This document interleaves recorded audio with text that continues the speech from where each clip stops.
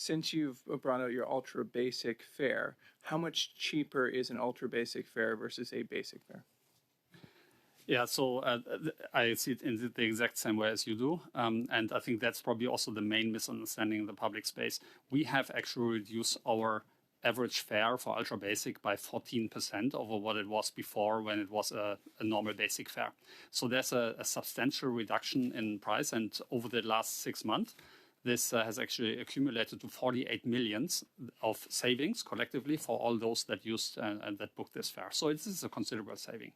I want to take a little bit of a different approach and actually go through a fare with you. This is an actual fare that was purchased to fly from Winnipeg to Victoria on WestJet, obviously in December. And so the base fare starts at $197.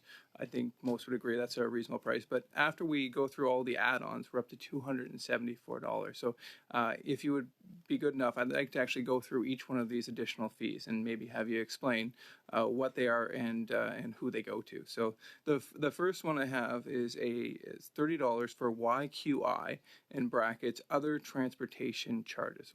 Could you explain what that is and who benefits from that charge? Yes, for sure. So first of all, we differentiate between those charges that we charge as an airline that goes straight into the airline. The next up is GST. I think we know what that is for $11.82. And then the next is the $9.46 charge for air traveler security charge. I know what that is, but perhaps you could share with the Canadians what that is. Yeah, so that's money that's being paid for the security screening. However, this money doesn't go to CATSA that performs the security screening. It actually goes into the federal budget that then pays CATSA. And we assume, and we have strong belief to assume, that our passengers are actually overpaying for security charges.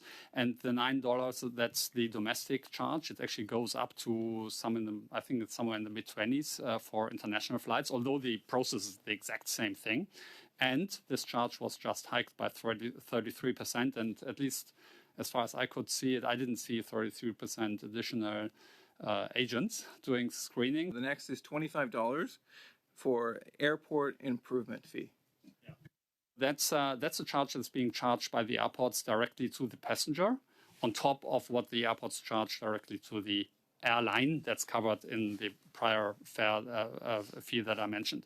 Now, this must have been a flight from Victoria to Winnipeg and not the other way around, because Winnipeg actually charges $45 AIF. So this is actually at the low end what you have been showing. And then the final charge is GST on the airport improvement fee, so a government tax on a government fee. You know, is there an opportunity for us to sit down, have you disclose your finances, and we can look at exactly what areas we can work on? So first of all, we are always happy to sit down and also talk about specific numbers. I've no problems about that as long as it's in a closed room. However, I want to say what I already said in my introductory remarks. If we really care about affordability in Canada, the main hurdle, and it has been said by all the others as well, are the sky-high and off-the-chart high fees and charges that government-controlled entities charge airlines. And this is far beyond what you see in other countries. It basically, if it's $100 per ticket, basically means that if you are entering the market as a new entrant and you want to price break by offering double-digit ticket end price, you basically subsidize your tickets until you're bankrupt. I'm more than happy to discuss all those details. That's no problem at all. But what I want to say, the user pay model needs a reform for sure, because the user pay plus model. Users pay in excess of the infrastructure that they use. Okay, and I guess, so you also, again, I'm going back to WestJet, and unfortunately, just because he provided some stuff, like, talk about getting rid of the user pay model. Who ends up paying for the fees, like security screening, and any of those things? And as a taxpayer, where does that money come from? So I didn't say to get rid of the user pay model. I said reform it.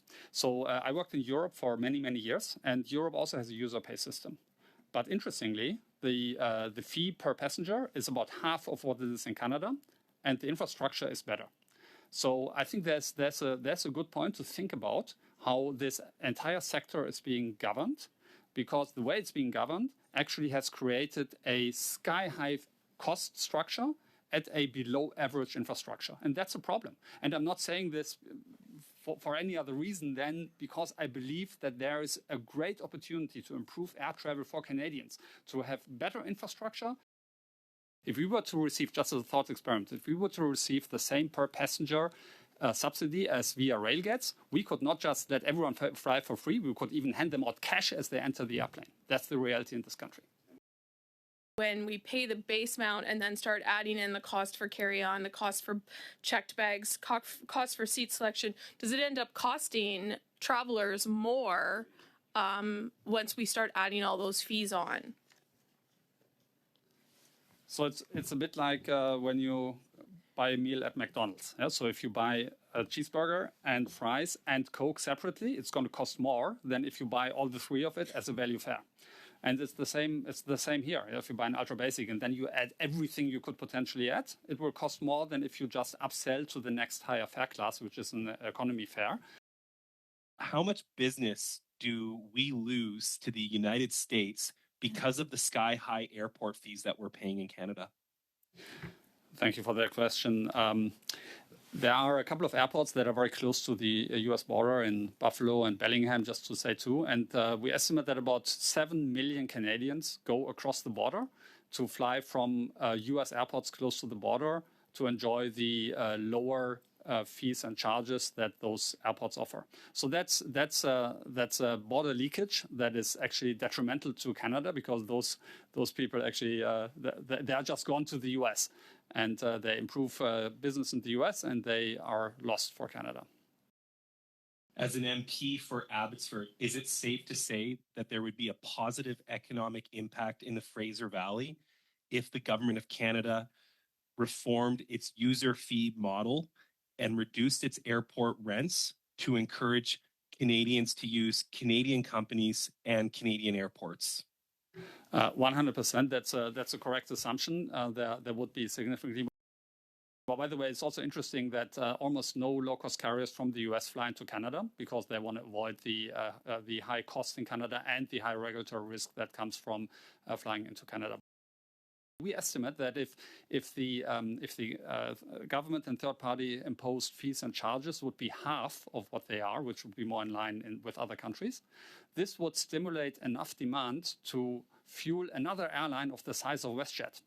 Or to reframe it the other way around, there are more than 10 million Canadians that are currently fenced off from using airplanes because of this high price hurdle that's imposed from third-party and government-controlled fees and charges. That's the reality in this country, and that's what we collectively need to work on.